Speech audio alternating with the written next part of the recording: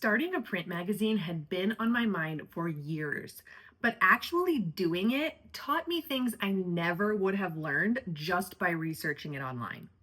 Just a few months ago, I took my 10-year-old magazine into print, and the process completely changed the way that I think about print magazines. So in this video, I'm going to walk you through starting a print magazine in 2026 and everything I wish I knew before doing it. If you're new here, my name is Kate, and I am the founder and editor-in-chief of two magazines, Mini Magazine and Tulle Magazine, that I've been running for the last 15 years. Now, both of my magazines started as digital publications. I built the audience online first, published digital issues, and only recently decided to take one of them into print. And going through that process made something very clear to me. Print and digital magazines are not actually competing with each other.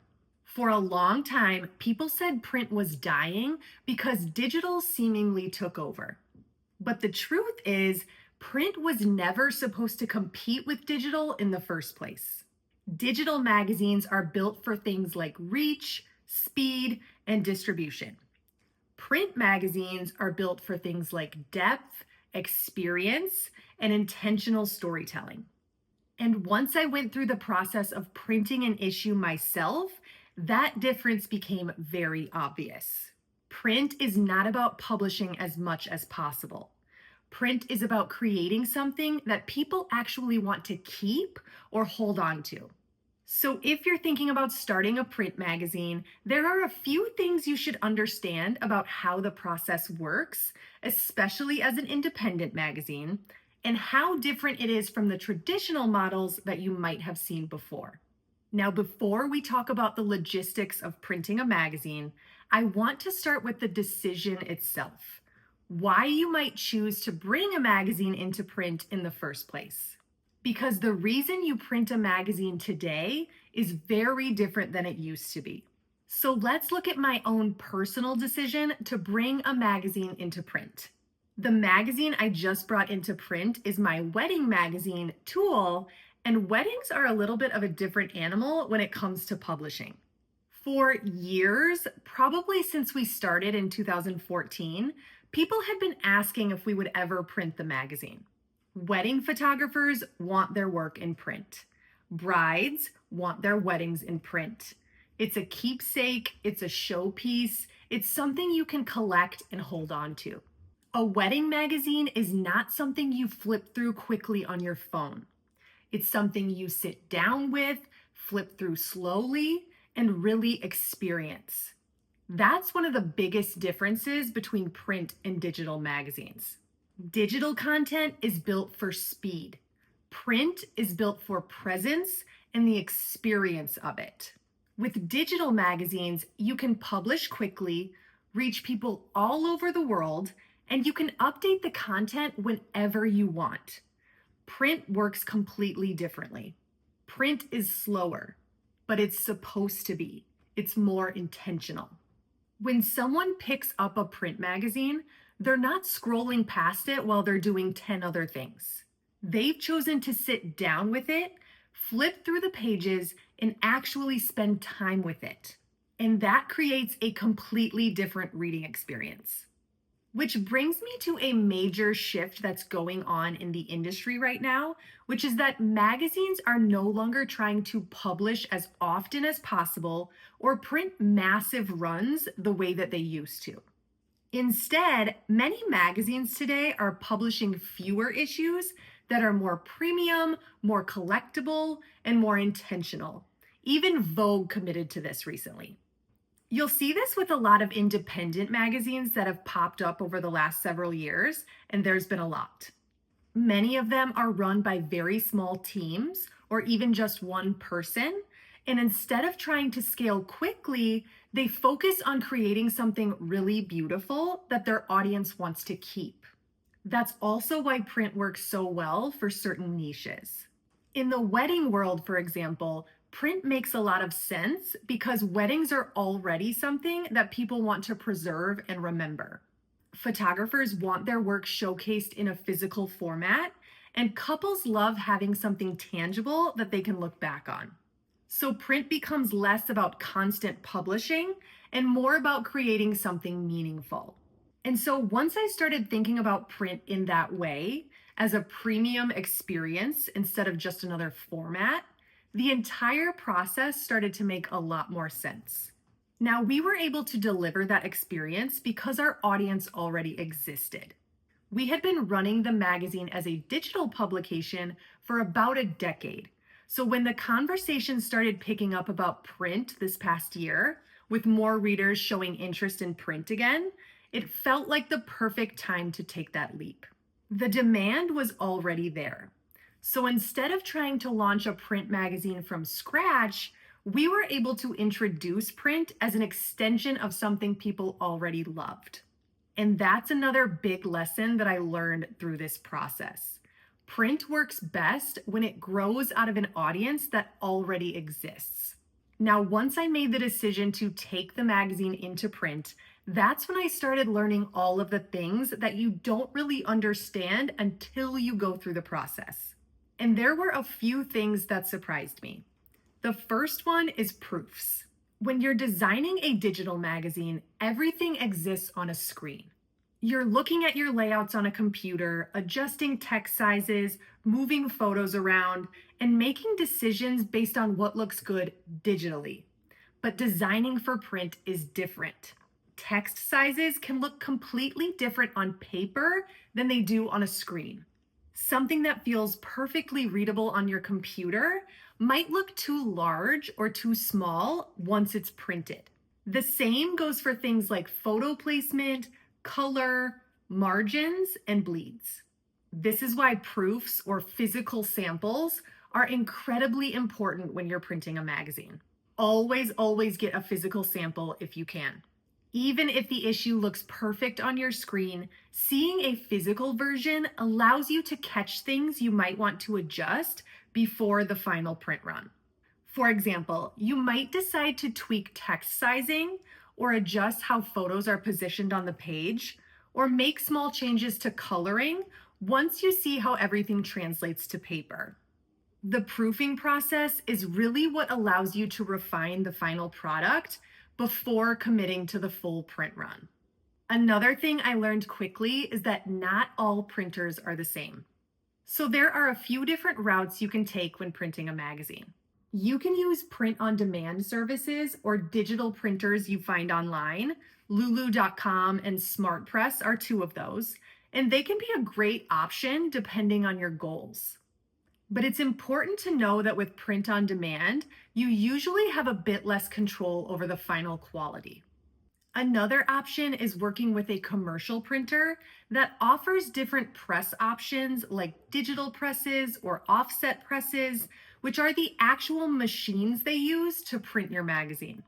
During my printing process, I requested samples from several different printers so I could compare the quality. And the differences were pretty noticeable depending on the type of press they were using. Ultimately, I decided to work with a local commercial printer where I could actually meet with them in person, talk through my expectations, feel the different types of paper, and discuss how I wanted the colors and photos to look in the final product. That level of collaboration gave me much more control over how the magazine ultimately turned out. Plus, I was able to physically be there to watch the magazine print, which, to be honest, was probably one of the coolest experiences of my life. Another thing you'll want to spend time thinking about is paper quality. When you're designing a digital magazine, you're really only thinking about how something looks on screen. But with print, how the magazine feels in someone's hands becomes part of the experience. You'll have decisions to make about things like glossy versus matte paper, as well as the paper weight for both the cover and the interior pages. These choices can really elevate the overall feel of your magazine. For example, with our issue, we decided to go with a matte cover and matte interior, and I'm really happy with how it turned out. It gives the magazine a softer, more editorial feel rather than a high gloss look. So, one thing I highly recommend doing is getting paper samples before making a final decision. If you're working with a digital printer or a print on demand service, many of them will send you paper samples so you can decide on the feel that you like before you commit. And if you're working with a commercial printer locally, I really recommend visiting the location if you can. Seeing their work in person, feeling the different paper types, and talking through your options can make a huge difference in the final product. Because once the magazine is printed, those choices become part of the overall experience for your reader. Moving on to the next thing that surprised me, which was print runs. When we think about magazines historically, we often think about these massive print runs with thousands and thousands of copies being distributed everywhere. And honestly, that's something that kept me from going into print for a long time. Over a decade ago, I explored a partnership to put my other magazine on shelves with a big bookseller. But as a small independent publisher, the cost of doing a print run large enough for that was extremely high. Today, that model has changed quite a bit. Independent magazines now are often doing smaller, more limited print runs, and that makes the process much more accessible. You can still print larger quantities if you want to lower the cost per magazine, because the more copies you print, the lower the cost per magazine usually becomes. But I want you to know that you can also start with smaller quantities. Some printers will even allow you to do a print run as small as 50 copies. So if the idea of having a stack of magazines to sell feels overwhelming to you, I highly recommend starting with a small print run because it can make the process feel much more manageable. Another thing you'll want to keep in mind is timelines. Now, print publishing naturally takes longer than digital. With a digital magazine, I could design an issue in a week and publish it the next day. It's very, very fast. Print requires more steps and a longer lead time. You need time to send your files to the printer, review the proofs, and then make any necessary adjustments. You then need to schedule the actual print production, which is when they'll roll off the press, and then allow time for the magazines to be delivered to your door if you're going to be handling the shipping yourself. So, depending on your printer and the complexity of the issue, that process could require you to work several weeks or even months ahead of schedule. With that being said, keep in mind that every printer operates differently. In my case, because I was able to work directly with my printer, review proofs quickly, and communicate closely with them throughout the process, I was able to go from proof to finished product in about 3 weeks. But it's always important to talk with your printer about their timelines so you know what to expect. Finally, something you'll want to think about is shipping and fulfillment. Many printers actually offer fulfillment services.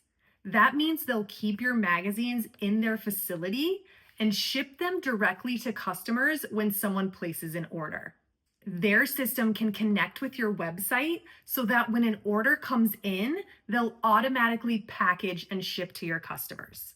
That can save you a lot of time. However, fulfillment services do come with additional costs, so you'll have to evaluate whether that makes sense for your business and whether you want to handle the shipping yourself. If you decide to handle the shipping yourself, platforms like Shopify, which is what we use, make the process much easier. You can print discounted shipping labels directly through the platform, track your inventory, and manage orders all in one place. So while shipping logistics might sound intimidating at first, there are many tools that make it much more manageable, and Shopify is just one of those. There are many alternatives that you can use that might come with a lower cost. Then, once all of those pieces are in place, the design, the proofs, the print run, the timeline, and the shipping logistics, that's when you finally get to experience the moment that most magazine founders dream about, which is holding the finished magazine in your hands.